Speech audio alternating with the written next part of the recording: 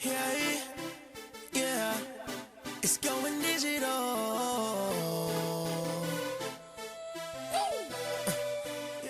Hi everyone, greetings from my tiny New York City apartment as we commence our online learning this week. Have you ever had a character in a TV show or a movie where you wanted their life? Maybe when you were a kid or maybe when you were in junior high or high school. For me, that character was Felicity.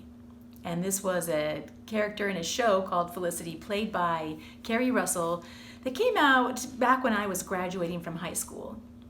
She was a young girl who was leaving behind her life to move to New York City from her small town to attend the University of New York.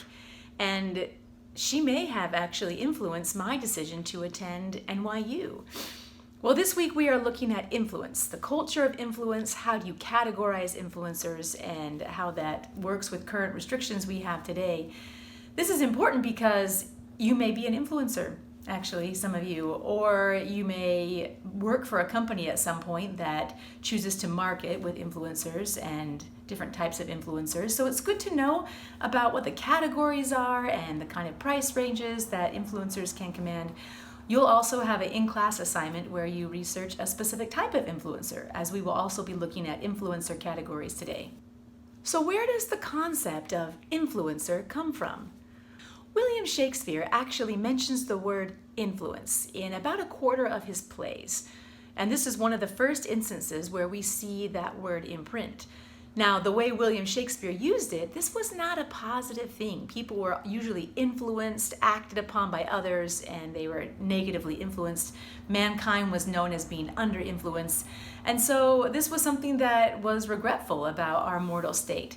But that word, of course, has changed over time. An influencer is defined today as a person who has the ability to influence potential buyers of a product or service by recommending the item on social media.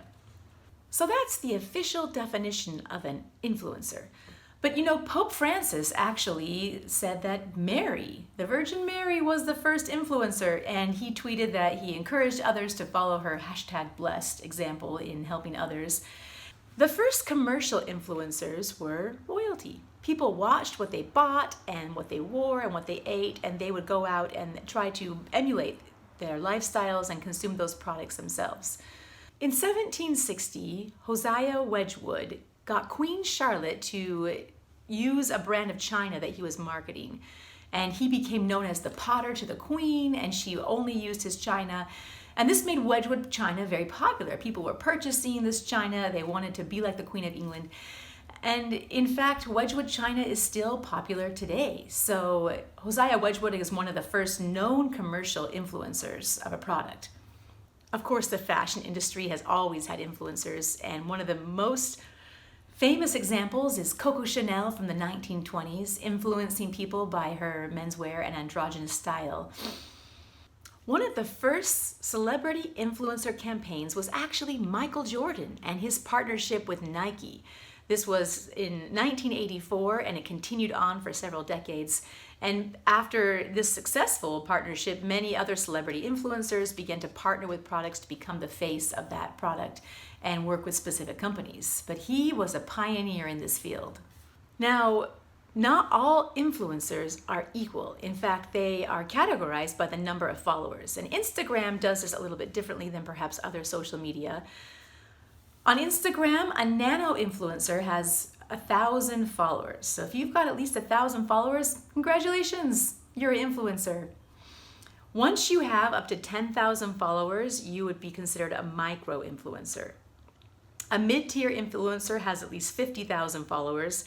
A macro influencer has at least 500,000, and a mega influencer has 1 million followers or more. So generally, the nano influencers can receive product, the micro influencers start to receive payments, and by the time you are a mid-tier influencer, you probably can make a living from this. This could be your profession. YouTube categorizes influencers differently than Instagram. The nano influencer is the same, And a micro-influencer still starts at 10,000 followers, but YouTube begins a mid-tier level influencer at 25,000 followers. They also start a macro-influencer at 100,000 followers, and YouTube has their own category. An elite influencer has 1 million followers on their account. Now, there are also different categories of influencers, and this week for your in-class assignment, you will be researching a very specific category of influencer. You'll be categorizing that influencer and telling us a little bit about what you think this person's general category of influence is. What is their demographic? Who are they trying to reach with their account? Now, influencers don't just get to influence however they want to. In 2017, the FCC, the Federal Commission for Communication, set some regulations on influencers and said they had to be transparent about how they recognize their corporate sponsorships. You can't just have a hashtag sponsorship or something very vague, but you need to specifically mention when your posts are sponsored and when they're not. And this is enforced through fines, so this does make a difference with influencer accounts nowadays. In 2019, Instagram started hiding likes on certain accounts. This is a very slow rollout, so you most likely still see likes on the posts of the people that you follow.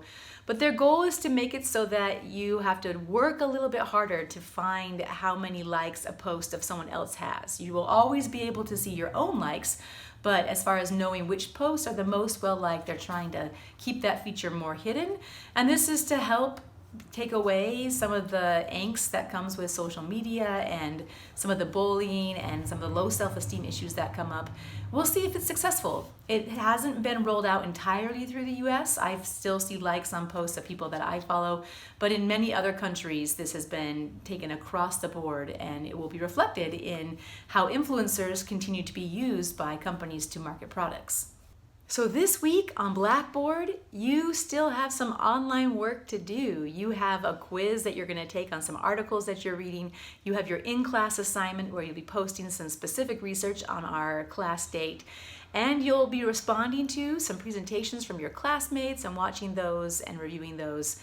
And so we'll continue to communicate through Blackboard. You'll still have your course information in our weekly folder, and I look forward to checking in with you online and seeing your work as it comes in. That's all for now. Bye.